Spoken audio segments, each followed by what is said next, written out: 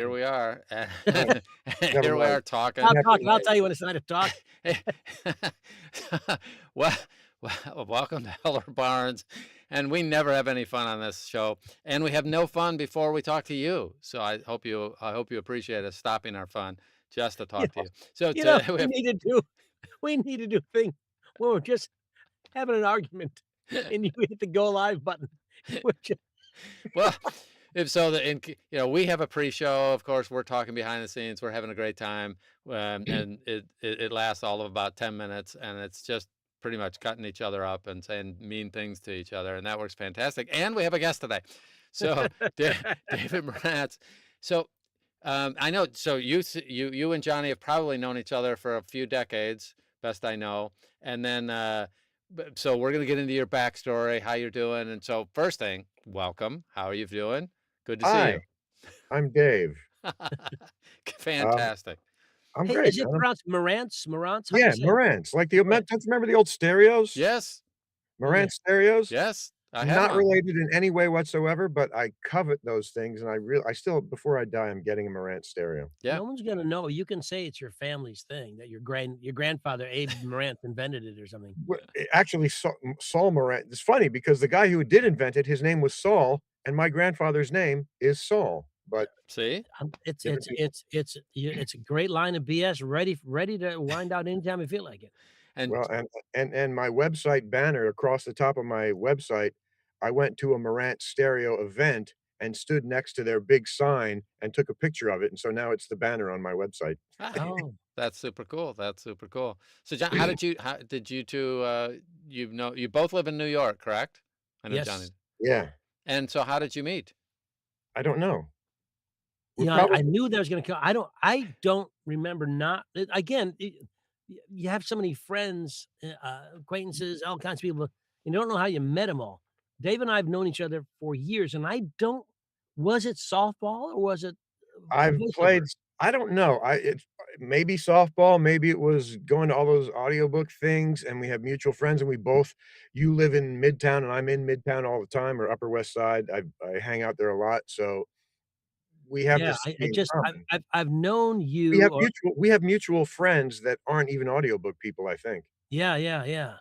Well, when you played softball in the acting league and stuff, Yeah, I did years ago. I played on the AFTRA team for a little while. so you Kurt Chaplin, yeah?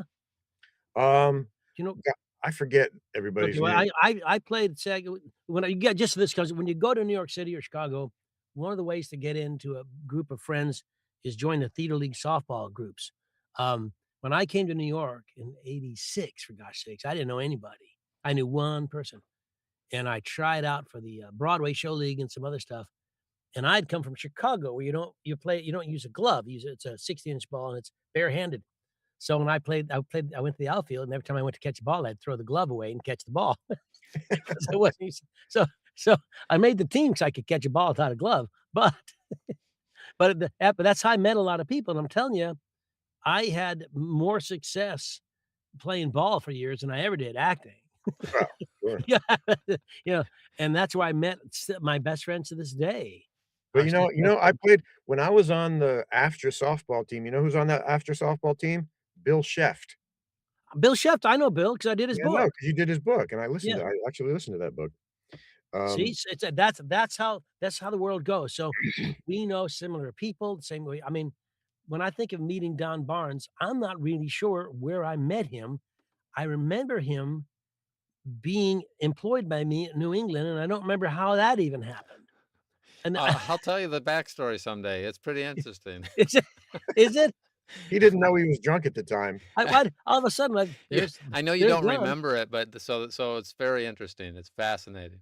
Well, So, but we we'll can talk talk. about we'll talk to Dave here. So, Yeah, so people are talking about Bow's Big Boy here Bob's in the big boy. valley, and so Dave was in the background there. For those, Yes, can you make sure explain why in the world do you have a little doll in the background? Two people have noticed it, and for yes. those that don't know, there's one of the most iconic restaurants in the world. It's in movies, hundreds of movies.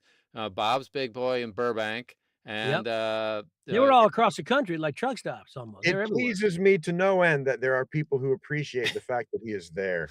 Here's Yeah. the backstory. I grew up I was born on the East Coast, but we moved to California when I was a kid, and so I grew up, went to middle school and high school and college in California, and where Bob's Big Boy is ubiquitous.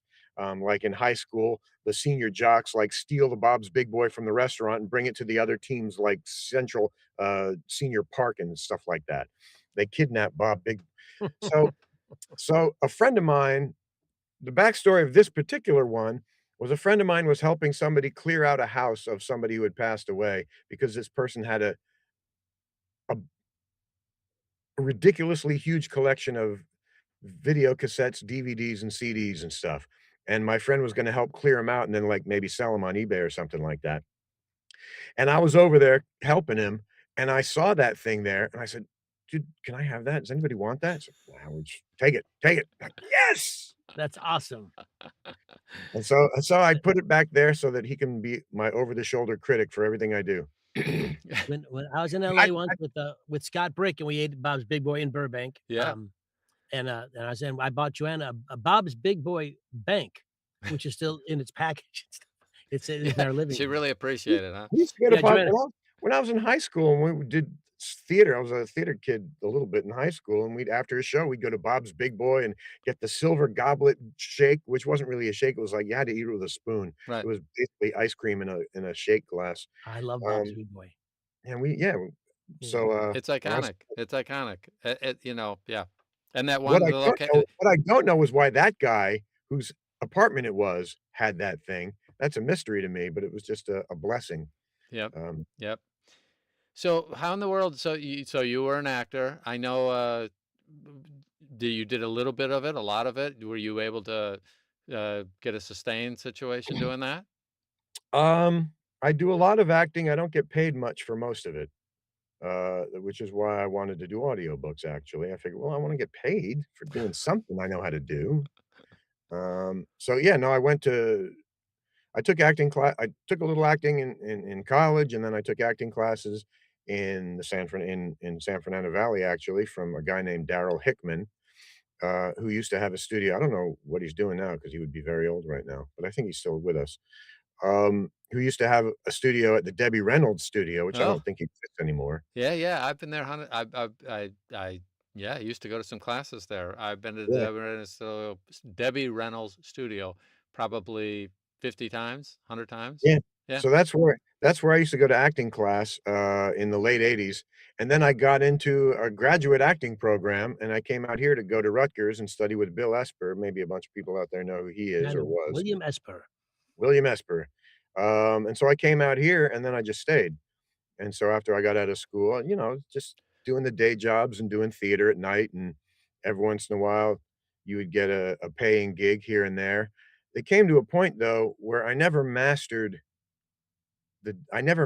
making money, and and so it was hard for me to audition for shows to go out of town where you were only gonna get, like, paid 3 or 4 or $500 a week Right. and then be responsible for your place in the city. I don't go out of town much. So the things I do, I either do for free or I do on small contracts in the city predominantly, Yeah, that makes but I sense. still act. I'm part of a company that we do something called Shakespeare in the Parking Lot in the summers. Yeah, are you aware of the New York Classical Theater with the, that Yeah, does stuff in the parks? Yeah, because I know those guys real well. isn't that's That's, Tim Burt Steve Birdman's company. yeah, Birdman, yeah, yeah, I've Yeah, met him my once best or friend twice. Nick Salamone and Clay Storseth are in it all the time, so they are so I'm not as aware of your group. Where do you guys perform? We do our thing down on the Lower East Side. It's always been on the Lower East Side.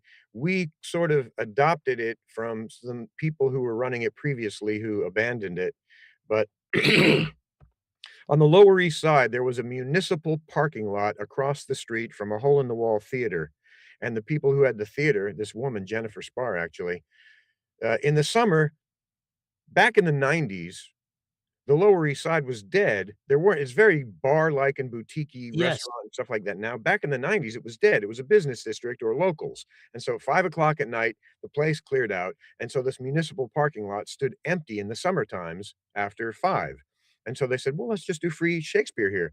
We got the place across street, we can have all our stuff there. We just come out here and put out some chairs and do it," and that went on for years, and my friend Hamilton Clancy, who may be Johnny you've met, I don't know, because Um, he's in your neighborhood.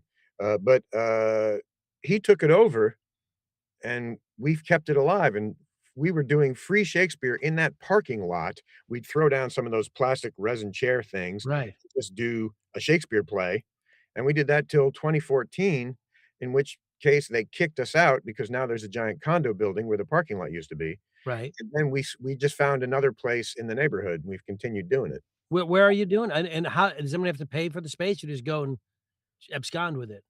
Well, we used to do it in the parking lot for free. I Yeah, mean, and we and then we started ask they started the parking people started getting more structured about the parking lot, and so we started asking permission of the New York parking people, and then they started charging us a little bit of money for it. mhm.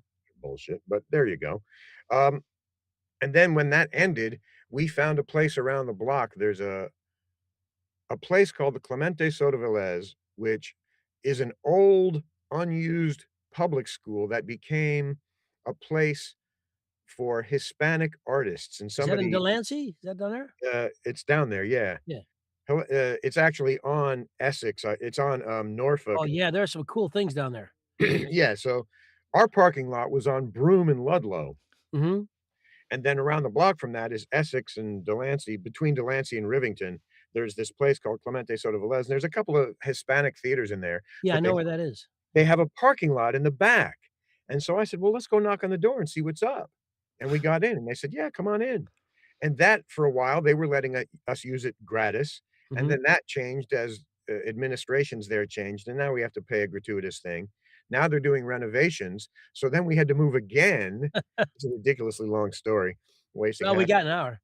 That's well, I'm killing it right here. And there's a school, there's a preparatory school on the corner of Rivington and Norfolk, and they let us use their playground over the summer, and that's where we've been for the last 2 summers.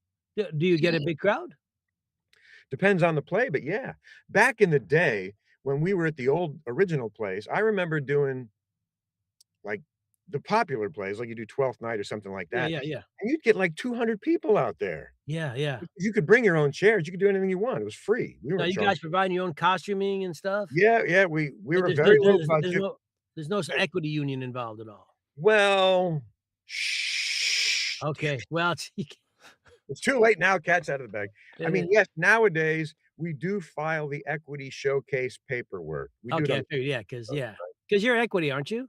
Yes, I am. Yeah, Equity SAG-AFTRA. So yeah, we were doing it, we used to not always be, timely in filing the paperwork, and yeah. the way the Equity Actors Union is, when it comes to that sort of stuff, unless somebody brings it to their attention, they don't notice it because there's too much else going on, Yeah, yeah. but, I mean, we always pay our actors what the equity stipend is supposed to be, whether we file our paperwork on time or not, um, Where but does we that money file come from? Passing the hat at the show? yeah, at the end of the night, Yeah, I invented a bucket speech. I mean, we always pass the hat, and then I yeah. invent a little speech to give, and, we put out a bucket and invite people to throw ducats in the bucket, and, you know, we cover that way, And really. that's great. It's live theater that's affordable and right there. I think it's exciting. What do you like, 4 shows a week or something? Yeah, it used to be Thursday, Friday, and Saturday, or Wednesday, Thursday, Friday, and Saturday. Now it's usually just Thursday, Friday, Saturday nights. Yeah. Um, dude, there was one this is about, providing f and that's like free Shakespeare for the people is our Yeah. battle cry at the end of the Yeah, show. yeah. But we did it one night, and like a guy in his 20s, I think, a homeless dude in his 20s, threw a letter in the bucket that is now framed and hanging on my friend, his wall, Joe Hamilton, Joe. He goes by both names. Um, this homeless guy wrote us a letter, says, "I don't have anything to give you, but you guys have been such a blessing for me because I'm just homeless, and having this to look forward to every night has just been the greatest thing in my life right now." And that was like, brings tears to your eyes, that kinda Yeah, thing. it does. It does indeed. That's wonderful. I will say the, New York Classical that I know is probably better funded, and their Yes, show's a little different, and it's, and also they will go to let's say they go, in Central Park, in the upper part of the park, or they'll go on the east side, or they'll go, into, down the Lower East Side by Clinton Hill or into Brooklyn. So they have, 4 or 5 places to go, but generally, the audience moves. So the first scene will be right here, and then one of the actors goes, "Goeth this way," some Shakespearean thing, and you go it that way. So you're out there trapped through the woods, and then you end up coming back. And it's really interesting how they do it. Um, I call it shouting Shakespeare, though, because it's in the park and you're competing with drones and Yes. helicopters and people having their parties and stuff. But I love the fact that you guys have found, places for free or little or no money, and the idea, "Let's do a show. Let's perform because it's what we're about." It's very exciting. I mean, it's very cool, I think, David. Yeah, it's fun. I mean, there's some summers that I just can't bring myself to do it anymore, but then I get coerced into doing it, and then I'm just happy that I did, you know? That's Because like Well, working out. it You is yeah. well, and the nature of our company is that we tend to work with the people we wanna work with, right. not people who can fit a schedule. So, normally, if you're not a theater person, somebody says, "Here's our show, here's our rehearsal period, audition for us, and if you can make all our rehearsals and we want you in the show, come be in the show." We don't do that. We like, "Hey, we know all these people and we love them. I think this person would be great for this part." Joe will cast the show with people we know and like, or we'll cast a net and go out to Equity and have some auditions. And then we get the people we want. It's like, "Yeah, but I can't be at every rehearsal." "Well, can you be at most of them? Can you be at all the performances?" "All right, we'll work it out. Don't worry about it. We want How you in the how long show." how long is let's say you're doing, Romeo and Juliet, what are you gonna do for a month? What? How long is a given show? Is it a summer show, or do you 3 It shows in rep? no, we do 1 3-week run of a show. Mhm. I mean, it used to be it's changed over the years because over circumstances have crimped into our time that we're allowed to have spaces to perform in, but it Mhm. used to be we would do 2 shows a summer, 1 in, like, July and 1 in August, or 1 in late June and 1 in late July, or something like that, and they'd be 3 weeks apiece, you Right. know? So you do 9 shows of one and 9 shows of the other, and that's what we did, and then for a while, and this was cool, if you were gonna ever ask me about a cool thing, we were in Bryant Park for 10 years. Oh, nice, yeah. Somebody saw us downtown and invited us into Bryant Park, and we grew, and they started buying equipment for us to use, like mics in Bryant Park. We don't use mics downtown, but in Bryant Park, they bought mics, and they bought some computerized lights 'cause we wouldn't get Nice. without it. Now they have computerized lights, but they don't have us anymore. They sort of programmed us out. They have all the gear that we inspired them to get, and now we don't get to use it. That's right. You were the But subject to test but out I their got tech. to but I got to do Iago in Othello. We were at one end of Bryant Park on the stage. I don't know if people from New York know where the fountain is and where they put the movie screen up during the summer. Yep. That's where the stage was, and they put out chairs, and people were backed up all the way to the patio where the Cullen Bryant statue was. We were playing to 1,600 people. That's awesome. That was, like, one of the coolest things I think I've done. Yeah, that's very cool. No, you've been You know, I got paid acting nothing for for it. decades, which is super cool. At what point did you discover audiobooks? I knew about audiobooks for a very long time before I finally managed to get in. I learned about him actually, one of my teachers at Rutgers, a guy named Hal Scott, who passed away quite a long time ago, but was a renowned director in his own right, said he used to do audiobooks when he was young, and so, "Oh, that sounded like a cool thing." So I kept that in the back of my mind, and when I got out of Rutgers, I knew people who did it, like Nick Sullivan. I went to Rutgers, Nick was like a year behind me, so I knew Nick, and he was into but back then, everything was the demo tapes were still on tapes, and getting a Mhm. demo made was hard, and I didn't know anything about it, and so I just sort of kept that on the shelf for years, and then and this is another person I wanna shout out to as important in my life, was, Mr. Richard Ferrone. I was temping at a law firm with Mr. Ferrone at, like, the overnight shift at a law firm. We were proofreaders, and this was when he was getting gigs. He had just come back from Rhode Island, and he was getting gigs at they had the National Theater thing with, he did a couple of shows with them. Yeah. That was about that time period, and he said, "Dave, what you gotta do, you gotta go to APAC, and you gotta and make a demo and have these things on the demo." And I said, "Okay, Rich, I will do that." And then I didn't do that because I couldn't afford it, and I finally the one year, "I have the money. oh, I got an out of town acting gig. I actually got one and I had to go out of town and I missed APAC. But then the next year I did it. I went to APAC, Audio Publisher Association's conference, 3 years in a row before I had even made my demo, had never narrated a book.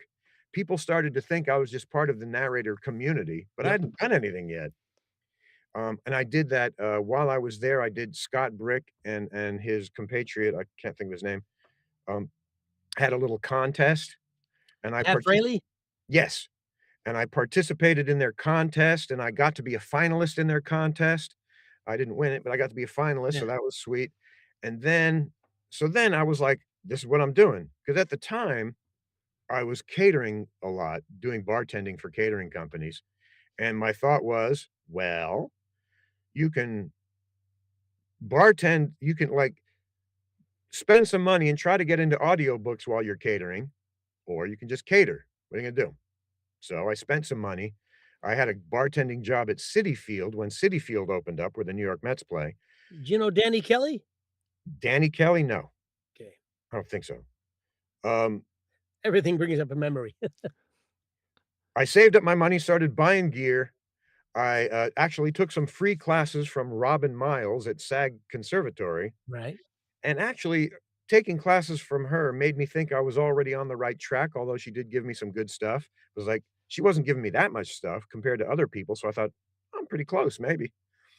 And I finally my downstairs neighbor in my building was a rock and roll gearhead, and so I paid him to use his high-end gear to help me make a demo. Brought that to APAC, and, Richard Ferrone thought it was worthy to pass around a little bit. He was very good about that. He said, "No, David, sounds good. I'll give it to," and he gave it to Mike Charzik, a couple of guys. And so that's how I sorta got started. The funny part was, though, oh, another I have other stories. The funny part was, Mike Charzik said, "Oh, yeah, yeah, we'll definitely have you coming in." And then I didn't hear back from him for a year. Yeah, that happens. And then I met him again, and Rich Ferrone said, "'Member I introduced you?" "Oh, yeah, yeah, why don't you come in next week?" Well, you could have said that last year, but yes, I will. Overnight success. And then, "Oh, Dave, yeah, you can totally do this. We'll bring you in right away." And then 3 months later, I finally got in. But then I was in. They liked me, and I was very successful for a little while at Audible. Your Uh, story is wonderful on a number of levels, and I'm gonna talk to some of the people in the audience now and who will yeah. watch this later. That's such a New York and Chicago and LA actor's story. You do things and things happen, and I'm gonna jump on a few points, but I do wanna say something about Richard Ferrone, who was one of my best friends for years. Um, and, he passed away, and I still feel his loss. But those of you who work in this business owe him a debt of gratitude, which I feel was never, ever, he never got the accolades he deserved. He was a big part of the audiobook steering committee in its early days. Um, a lot of you don't know this. When Tantor, which is a big company now, started out, they weren't unionized or anything. And I went down with some of the SAG after people. I went to Connecticut to talk with them. It's a different ownership now, and tried to bring them into the union. Richard and I were there. He did so much that we take for granted as SAG after audiobook performers is because of the hard work of Richard Ferrone, Jane Love, and the people of the audiobook steering committee. And he was a real agent. And as he also got me into audiobooks way back when I was also in New York tending bar. I was a commercial. I did commercials. I did stand-up comedy and played softball. That was my life. And then audiobooks. And I thought audiobooks, I just thought that was another side gig, like a bar job. I didn't know it's become my niche, my way of life. But Richard Ferrone was the guy who got me in. Yeah, just because that's who he is. We were friends, but and sometimes it's not as easy. But he literally brought me to meet Claudia Howard at Recorded Books because they needed someone who happened. They needed my sound, and I'm the only one who has it. So it's just kismet. But Richard Ferrone will we my God, I miss him so much, but we all owe him a true debt. And the same kind of debt, to be honest with you, while I'm shining shoes here, Don Baarns, we all owe him a huge debt of gratitude for all the wonderful things he's done for so many of us. And it's almost thankless. And I'm thanking you now, so it isn't thankless for all that you've done, including this newest version of your pre-read thing and just all the other wonderful things you do, have done, and continue to do for all of us. And Dave mentioned this community. He went to APAC 3 times, and everybody's brought him into our community. One of the beautiful things about the audiobook narration community, there's different, there's always people you're not gonna like, but by and large, it's a welcoming, wonderful family of really decent humans. I mean, Yeah. are there assholes in the group? Well, sure there are. Any group has, Right. any group. But by and large, it's great people. I And haven't met any yet, to be honest with you. Any of you and I the talked. You've great met me, people? pal. Yeah. Don't forget meeting me. And here's Don. So that's Well, a special kind of asshole, yeah, let's yeah. But you know what I mean? It's just the welcoming thing. Richard helping you to get in, working on your demos, and think us three. Just think how many people we've helped, just cause, Yeah. just cause it's the right thing to do. Yeah. Yeah, yeah, I and think. then I also knew Dion, and the first time I went to APAC, Dion was kind enough to introduce me around a little bit to some people, and, Yeah, um, and he's been supportive of me, and every once in a while checks in and say, "Hey, Dave, how you doing, man?" It's like, yeah, "Oh, yeah. keep it up," you know? He's a Um, sweetheart. Yeah, yeah, um, You end up so doing a lot of titles that are kind of like first off, I noticed because I do a little research here. Uh, you have a pseudonym, so I want to talk about that because you've done some romance, and I just think most of the guys out here don't think of. First off, you don't look like a romance guy. Don't take that personally, but you don't look like a romance I'm guy to very me. romantic, it's true. Okay, Well, here's the you thing, might be. Many others are drooling, but I just missed that. But how in the world did you get started? And tell us your experience of doing romance as a guy. And you have a I've only pseudonym. done I've only done the one series, to be quite honest, and I don't know that I really needed a pseudonym for it, but I thought, "I don't know, I should have a pseudonym, that's what you're supposed to do, right? In case you do children's books and they don't want" I don't know. yeah. But anyway, it ended up being fun for me because my pseudonym is Troy Hill, and I took it from when I was a little kid in New Jersey. Out in Parsippany, New Jersey, there was a housing development called Troy Hills, and that's where we lived, and I thought, "Oh, that'll be fun, I'll be Troy Hill." That sounds kinda like Troy Hill. "Hi, I'm Troy Hill. You may know me from such famous Yeah, romance I knew novels." you'd go with So I Ah, changed it. And And it was a series of 5 novels that I did with this, uh, who was it? It was, what's her name? Osmond. What's her first name? Oh, shoot. and Anne. Thank you. I'm sorry, Anne. Um that's right, we got it. I'm old now and I forget names. It's, weird, but, it's true. Time to play King Lear. Yeah, right. Well, I can still memorize the lines. But so we had and it was one of those each book was male chapter, male chapter, female chapter, and that's how it went. But we had to get together on, "So when you do me, what are you gonna do? Well, when you do you, what are you gonna do so that I can imitate you?" And that kind of thing, we got together and we discussed it and all the characters.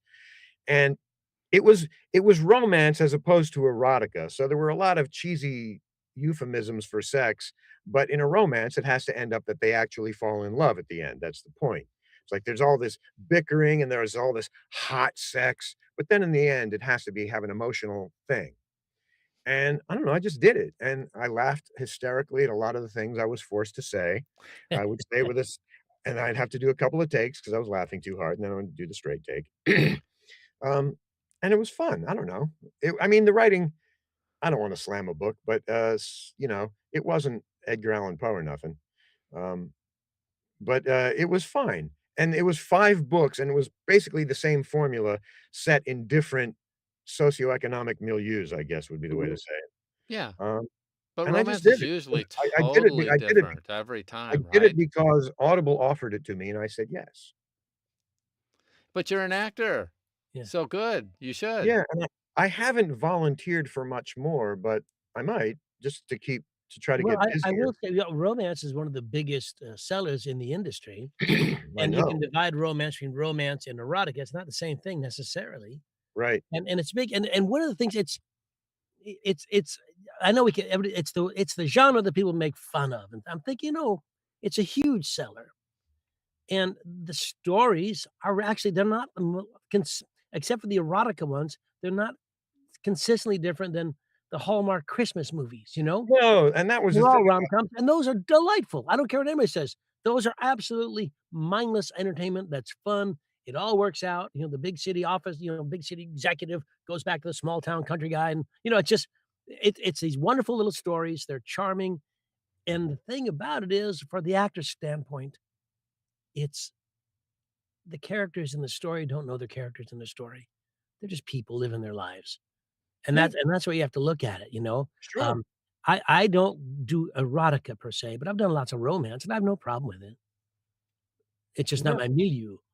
no, I mean, I remember when I used to when I started out in audiobooks, I would go into Audible regularly, Mhm. um, and so I got to know a bunch of the narrators there, and people used to laugh on the I used to hear stories on the train coming back into the city about the sort of Stuff. sci sci-fi erotica stuff, like werewolves having sex with aliens and stuff like that. It was I mean, Well, but but we have a We question just here. What about romantasy, which is the combination of romance and fantasy yeah, that's yeah, yeah, I the actually marriage watched of lit RPG and romance, and I it's huge.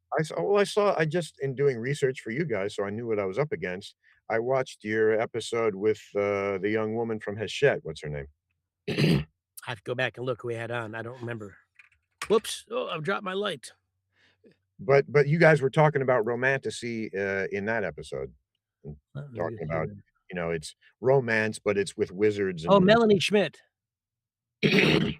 I went back and looked. Yeah, yeah, I mean, that's it's huge now, and when you and I started in audiobooks, a lot of the genres that are taken for granted now weren't there. The lit RPG, a lot pardon me, a lot of the quest type books, the Dungeon and Dragon type adventures, the marriage of romance and fantasy, and also the various versions of romance and erotica, the harem books, the reverse harem, the Irish, the motorcycle, erotica. They really are specific. I didn't know there were that many detailed subgenres. Oh, absolutely, I you might know, and I might there's wanna do I might wanna do the motorcycle gang sure, romance and novels. and there's what mafia romance, there's, silver romance, which is the characters are over 35. Yeah, there's the ancient That's romance, which silver? is Oh, come on. already, yeah. What am I, skeletal romance? Yeah, yeah, you're like, you're like, no more romance. You're grandpa romance. Yeah. Little grandpa romance, that'll be your story. Oh, I remember. so what's Work the my arthritis, I'll be all over you, Martha. since romance was your first love, what would you kind of if I didn't know you and you had to tell me what you specialize in, what genres would you be most popular in? Well, lately, in the last bunch of years, I've done a lot of nonfiction. I started out doing fiction. I prefer fiction, although I like to mix it up. But my voice sorta sits into the space wars genre and which is okay, and the crime, detective, mystery, I like the noir stuff. I like humor. I don't get much of it, but I like humor. I wish I did more humor. I did a couple of books of humorous essays that I really enjoyed.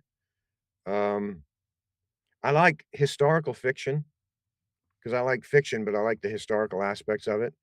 I actually, if I might brag a little bit, I got an earphones award for historical fiction that I did a couple of summers ago about a shark attack in New Jersey during, like, the cusp of World War One, 1916. And so that was interesting because it was, a real life event actually, and this woman, fictionalized the individual lives of the people. So those are but in the nonfiction realm, I've done a lot of the military stuff. Um, I like memoirs. I like political history Mhm. and And history. Um, You so like a lot of stuff I like, so yeah, all good so stuff. in nonfiction though, that's just reading. You don't you could set aside your acting stuff, correct? well, not really, because It's done. well, no, but you learn this Don the hard Baarns. way, but the key to the nonfiction is, A, whoever wrote that book is passionate about it, right? So you have to be there with them in that passion. B, it still has to be conversational storytelling. I don't care what it is. And some of these writers make it really hard, not gonna lie. Yep. And I think I've probably failed on some books where I fell into a pattern instead of being more conversational. I just started trying to get through the density of the language, and sometimes it comes out a little too monotone. And I think I failed on some books. I'm sorry, authors. I did my best at the time. But I learned from that stuff and I get better at it. And like I'm working on a book now um, called about violence in the Gospels. Now I grew up Jewish, by the way, but I've read 2 books about the Catholic Bible now, which from a biblical scholarly standpoint, more Yeah. than religious dogma, is biblical scholarly books, and I now I know all sorts of stuff about the New Testament that I had no idea about. It's actually kinda cool. And just so you Um, know, the Catholic Bible isn't the only Bible with the New Testament in it. no, Catholics I have know. books that the Protestants don't, and vice versa. Well, the interesting thing I learned in 2 books ago, the other the Bible book, it was called How Catholics Experience the Bible, because Oh, Catholics I don't know, are you Catholic or Protestant? Either you guys? I grew up Catholic, but I'm sort of, I'm pretty much gone away from it. I became Protestant. I was a evangelical throughout grade school. Wow. What I learned from this Catholic book was that Catholics don't read the Bible. They hear the Bible in church. Pretty much. Protestants carry around a copy of the Bible and they read it constantly and dog ear the pages. And in Protestant, yeah, there used to be like a Boy Scout group called Awana. And you got prizes and stuff for memorizing verses. When in So Catholics, the priest told you it was his version of what the thing meant. yeah, And if and he couldn't explain it, that's when George Carlin did his stuff all the time. "Well, it's a mystery," because they didn't know. And so instead of answering the question, it's one of God's mysteries, you know? Remember George Carlin goes, "Hey, is God so mighty, he can invent a rock so heavy that he himself couldn't lift it?" Stuff like that. It's just wonderful. um, so yeah, where how did we get there? What was I talking about? I don't know. Well, your favorite genres, Yeah. where your, what the Oh, the fact that acting still counts in the nonfiction world. Yeah. I mean, and it comes in big when I've had to read some sort of, business books but it's sort of like, how to build a better team and stuff like that, Yeah. and I watched one guy on YouTube. I found the guy giving talks, and I was like, "Well, I'm not doing that, but I'll come close because he was, like, really hyped up, and I don't think you could put that into an audiobook because it would be irritating. But David, let me ask you this question. I wanna go to and Chris Walt has a question I wanna deal with, but when you when we talk about nonfiction, because I agree with you 100%. It's all acting, and the job of the nonfiction narrator is play the passion of the author for the subject matter. But you mentioned something. You saw the fella do a YouTube thing. I always advise my students, and I myself do this, if the author of my piece is still alive, and is generally if it's a new book, he's been on a book tour. I see if I can find him talking about his book, either on a daily show or doing a TED talk, because I don't need to impersonate him, but I wanna know what he's like, because it ceases to be these words on a page, all these facts and figures and crap, and becomes this person talking about it from a place of passion. Yeah, And if it's let's say it's a book on photosynthesis, well, that's not interesting unless you dig photosynthesis, which is right, what the book is for. And that's where the acting comes in, yeah, I think. yeah. I haven't done I should probably do that more. I've done it occasionally, like, look for somebody. I find it helpful just to get a feel. I do it for guys who are like some of these business guys because they give lectures and they give Yeah, yeah. programs, and so I wanna get their vibe. If they've written a book about all the stuff they give talks about all the time, It helps I you want find that their guy's humor vibe. too. I wanna know where he's coming from so I can be as enthusiastic or dry or whatever as he is, you Yeah. know, and try to get in there. Um, Other authors, I haven't always done it, but I tend to after pre-reading a book, you can get a sense if somebody has injected their own personality into it or not. Some people do more than others. Some people, even though it's an academic Yeah. sort of subject matter, you can tell where their personal politics are or where their Yep. personal sense of humor is, and I try to punch those moments. Sure. Hopefully, they appreciate it if they ever hear it. So Well, yeah, yeah, but looking guys up on YouTube is probably a good idea more often than I do. if they have a TED Talk, I suggest everyone, you try and find not to impersonate him, but just it'll just open up your mind and heart a little bit to other ways to handle it. Before you Yeah. go to that newbie question, let's go back to Chris's one a little earlier, Don, Got about in it. the middle as a director. Yep. As a director, what approach do you take with authors to reconcile the differences between what may be viewed as overly specific character voice expectations and the capabilities of the narrator? So if I have a voice in my head and I think you should sound like New Jersey, and you think it should sound more, New Yorkish, um, how do you deal with that if I'm the author or I'm the rights holder? Do you just tell them to pound sand, or do you? Is that who's that a question for, me It's or you, John? yeah, Well, Don, yeah. How about I you think first? Dave we first. can How do you both like handle it. you? You're the guest. You go first. Well, A, I've never directed anybody. Direct B, I've yourself? never B, I've never been directed, Really? which I have questions actually. I thought I got to ask you guys anything, and I was gonna ask you guys about the whole directing thing. I got offered I did a book for Simon& and Schuster, and they offered to provide me with a director. It was a nonfiction book, and I turned them down, um, and I regret that a little bit, 'cause I should have tried it out, but honestly, it was during a period when I was having a lot of problems with my voice, I was going Mhm. all the time, and I was embarrassed about it, and so I didn't wanna thrust that upon another human being during a session, so I said, "No, I'll just work on it myself." Um, but I probably would have helped me because when I'm like I said before, when I'm doing nonfiction, I wanna be somebody needs to keep me on point of being light and conversational as opposed to being dry and monotone. Um, but other than that, I've never been directed, and often, you're not people tell you not to contact the author, so Right. if I'm left to my own devices, I'll make up the character choices, that's why you hired me. Unless the author wants to make choices, and I've had that too, where, "Let's have a meeting, and let's talk about it," then that's cool, I'm down for that. I wanna know what the author has in mind, but a lot of times, they tell me the author doesn't wanna be bothered, so it's like, "Alright, you hired me, this is what you're gonna get." I'll see if I can handle both David's and Chris's issues of the direct or talk question about directors. Having directed and having been directed, for most of us in the audiobook world, to begin your question, Chris, is as a director. Most of us aren't, except for the ideas as a self-director, you can ask. And the approach one takes with an author to reconcile the issues is to be diplomatic, but Davis said it quite clearly that you are the actor. If Look, if you got hired to do the gig, generally it's the protagonist or fiction or nonfiction is going to be you because you have the right sound. The other characters, if they say he spoke with his Brooklyn accent, he spoke with his Chicago, he spoke from his house, thick Alabama, or British, whatever the hell they're from, where they're from, and you have to do service to that if it's mentioned.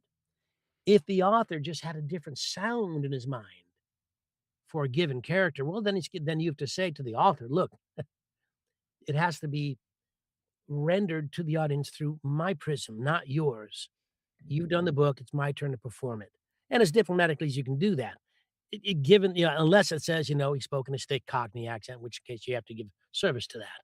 But by and large, there's agreement. I mean, you will not get cast sometimes, and I will not get cast sometimes because I don't sound like the voice the author has in their head.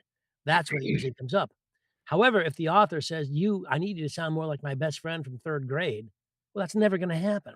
I wasn't in 3rd grade, or he may say, "I don't like Johnny's voice, I don't like Dave's voice, I don't like Don's voice. It reminds me of my wife's the guy she cheated on me with and broke up my marriage. That's what he sounds." They're not gonna get the job. Nothing to do with you.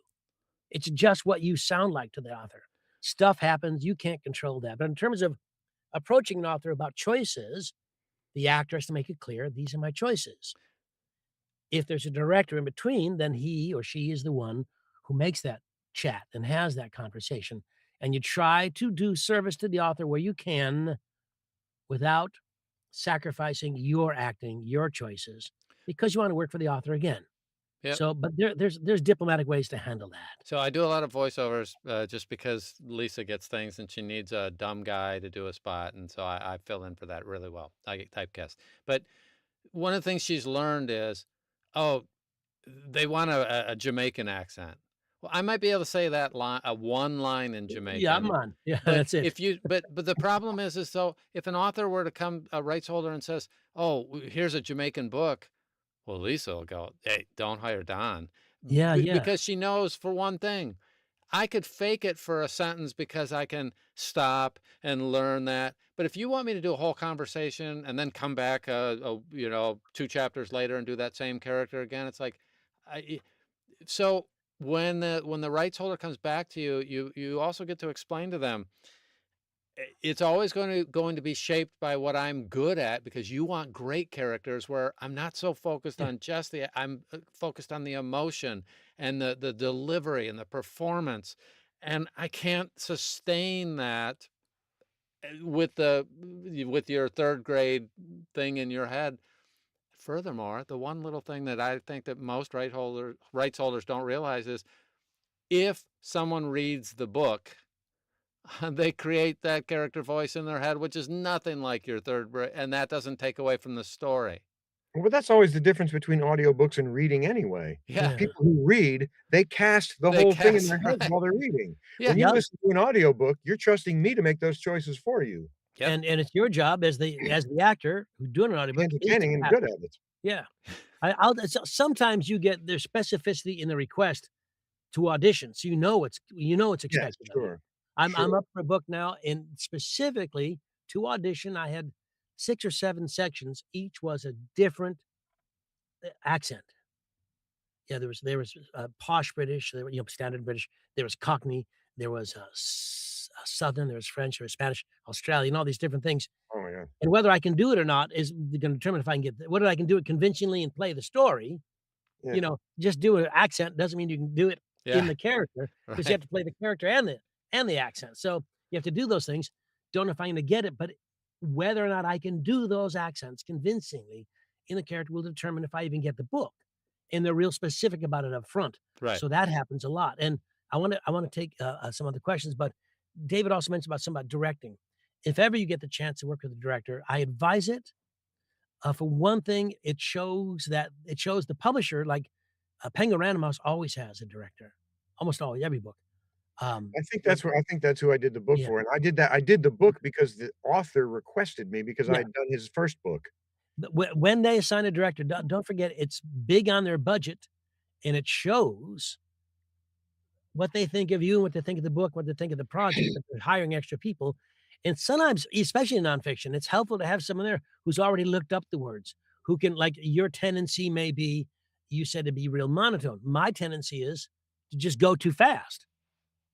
I speak too quickly. That's my sign up there, and I need a director to help me slow down. So so I need that, and a director over your shoulder is Yeah, always a bonus, unless, I mean, I've never worked with a bad director, but I've worked a lot, and I frankly, if I choose, I always ask for my friend Paul Rubin, because he's one of my best friends and we work together well.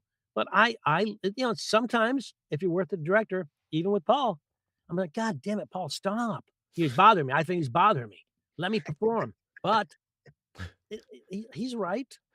It's better because we're used to working without the director, the overseer, the cast, it's like, how do you choreograph? How do you do this, the blocking for a stage play while you're in the play? It's just tricky, that's why there's a director.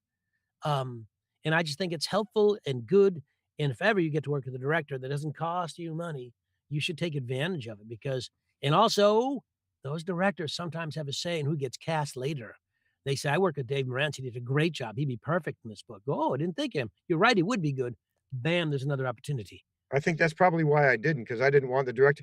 Don't hire Dave Marantz, he's a guy who has to clear his throat every 5 That's right. seconds. Well, then you'll be a funny coffee story. Okay, well, I can't how do you say gamity?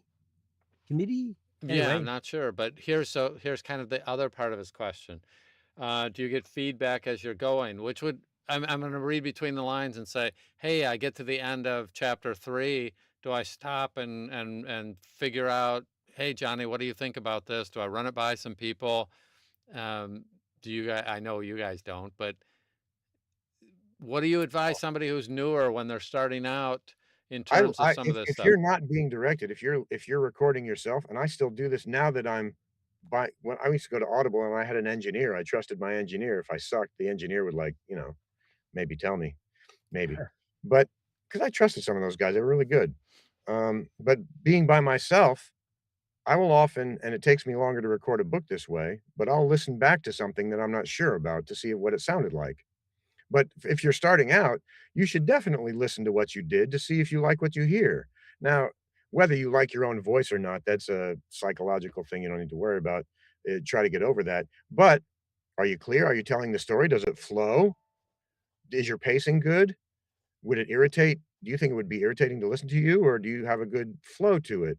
And those are the things I listen to when I listen to myself. Did I connect the doing these nonfictions especially, did I connect the ideas melodically in a 'cause melody in nonfiction in these a paragraph long sentence, right? It starts here. Where's the screen? Oh, I can't find the camera. It starts here and it goes da da da da da da da da all the way down to there, and that's one sentence with 18 descriptive clauses. It has a melody to it. Did I hit it? Does it sound like I knew what I was gonna say before I said it? I listen to that kind of stuff. And if you're starting out, I would try it to listen back just to see if you got it. But generally, people don't. I never did it audible. We would just cruise through it, and it was gone, and I'd never hear it again. From my perspective on that sort of thing, if you have a director, you don't necessarily get feedback at the end of a chapter unless they say, you went a little fast, let's slow it down, that sort of thing. Generally, the director will work with you in the moment.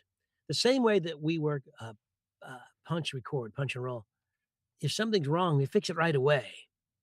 If and from an acting standpoint, newbie or not, particularly if you're a newbie, when you're doing your book, if you find yourself saying the words that are on the page while you're thinking somehow about something that's not on the page, you need to stop and find out when your mind left, when the connection was aborted, because that's when the listener's connection was aborted.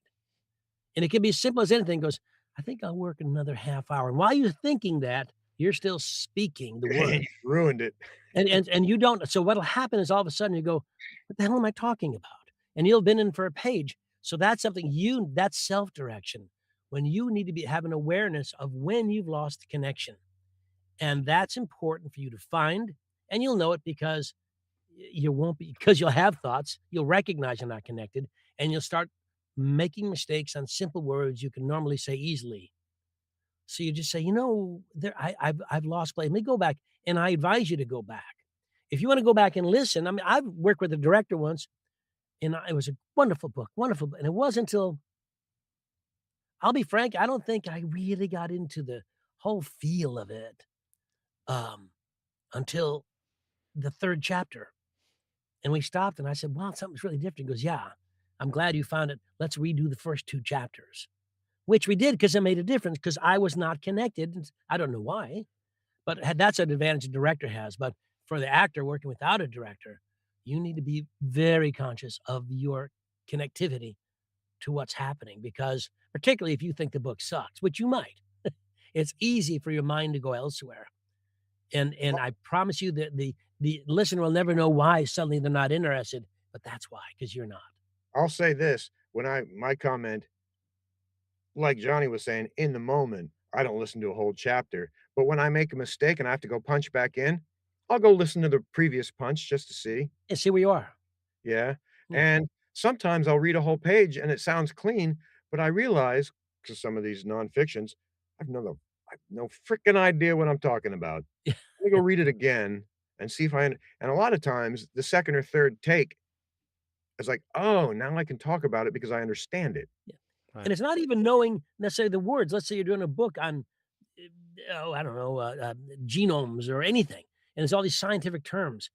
You may not realize what the scientific terms actually mean, or names of medicines and crap. You may No. not know, but what's the emotional connection to share the information? Yeah, That's when you can only play that. You can't play buffering.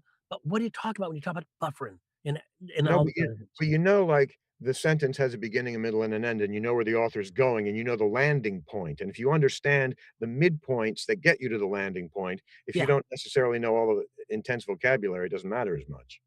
'Cause you're communicating the message with this thing in it that I don't know what is.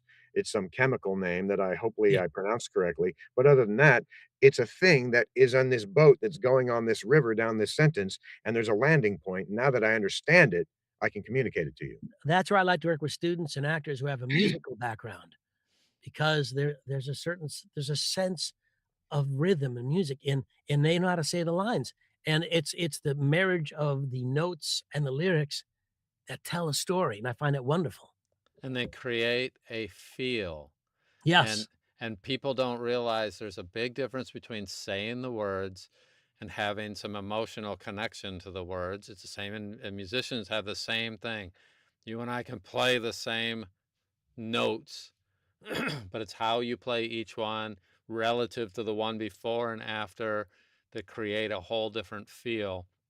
And it's the same, the two people can say the same Shakespeare line, and one person says it in a way that moves you, and another person just says the words, and it's very different. So, one of the things, if you're newer, as far as getting feedback, it's very hard to have self feedback that's legit when you're in the moment. If you can get away from it for a couple days and listen back to a chapter one, you have a much better chance of having some perspective on it. But the bread and butter is find somebody you trust, paid coach or non, and have them also give you some feedback on it if you're newer.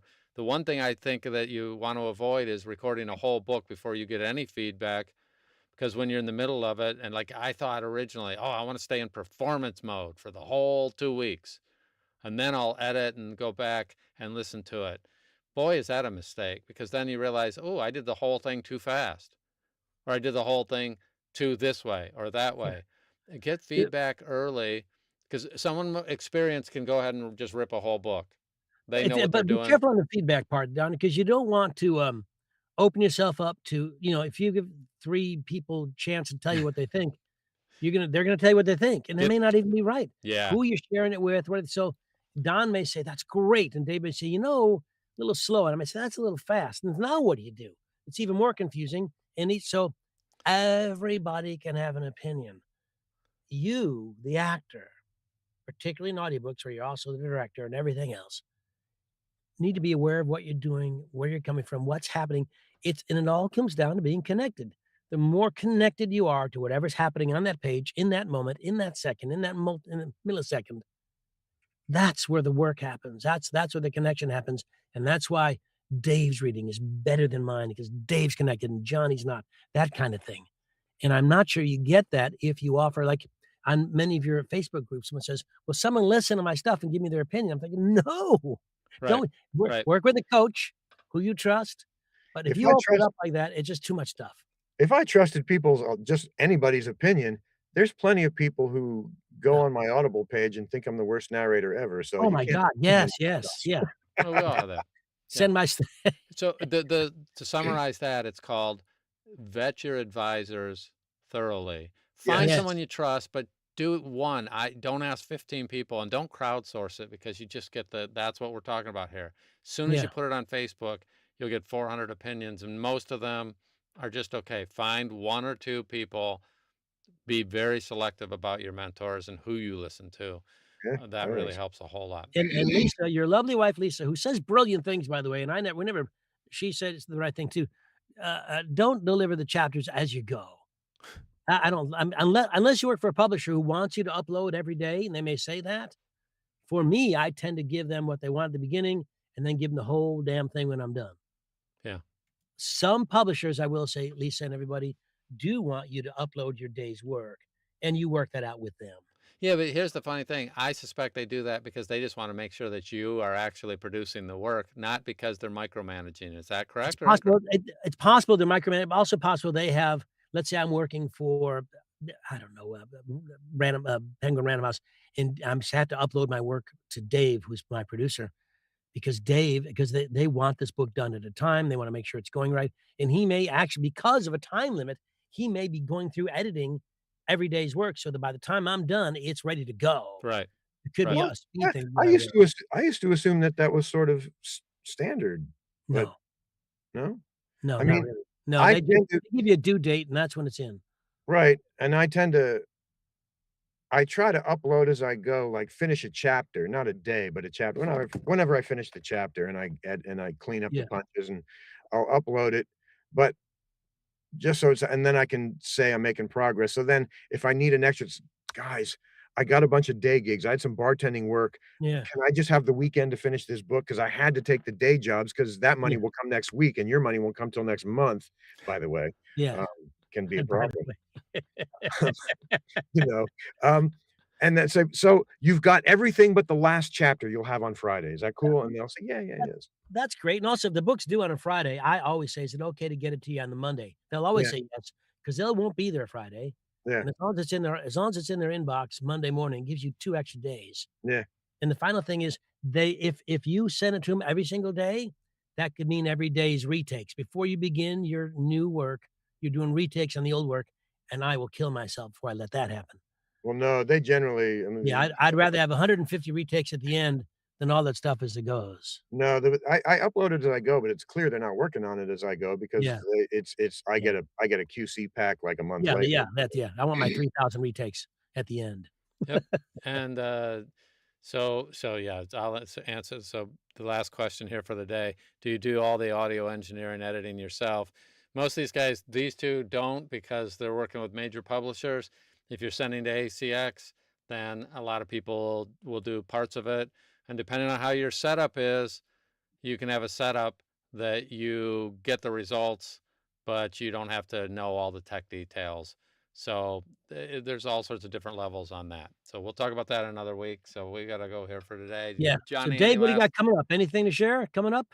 I'm working on my Jesus Violence book. I did the last 3 weeks, and I have 1 more week next Monday, a friend of mine wrote, it started as a film script, now it's a 4-part miniseries about the Time Life journalists who were trying to get the story after JFK got shot. JFK got shot on Friday, and they had till Monday to get something to put on Monday's issue, and he Right. made it into a really compelling story, and this is interesting, I was doing the he wanted me to read the stage directions, but because it's a TV script, it's like reading an audiobook because it's all descriptive stuff. Yeah, So I nice. go down there, the actors throw in a couple of dialogue lines, but it's me for 90 minutes reading, the description of the story. So I did 3 of Excellent. those, and I have 1 more next Monday night. If anybody in New York wants to come check it out, 6 o'clock, 164 100th Street. It's the basement of a church. It's called Killing Roger because Roger Staubach was the Heisman Trophy winner that year, and they took him off the cover of Life magazine Yeah, so they yeah. could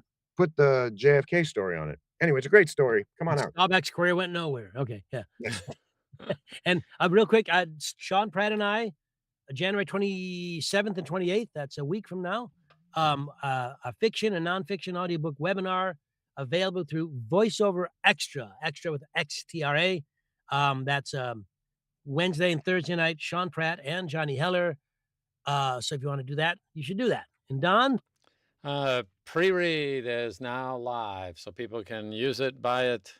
It's I think you'll be impressed amazing. by it, but it's pre-read.vojumpstart.com. I'll have a bunch of marketing stuff on it in the next couple weeks, but it's live and He was showing it to me earlier. It's It's great. amazing. It's great. and there's a free demo on it, so you can go on.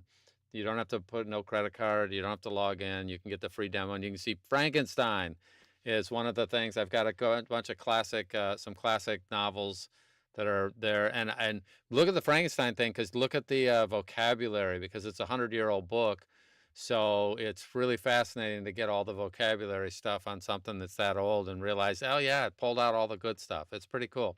So And next week, Emily Gibbons Bouchard. We have Steve Bellew coming in, Joe Hempel coming in, Scott Brick coming in. So every Tuesday, 1 o'clock, Don and I are here for you. yeah, Hey, you guys have. thanks for having me on, guys. I appreciate it. It was Thanks for fun. being with us, and as always, we look forward to seeing you on the wires. Have a great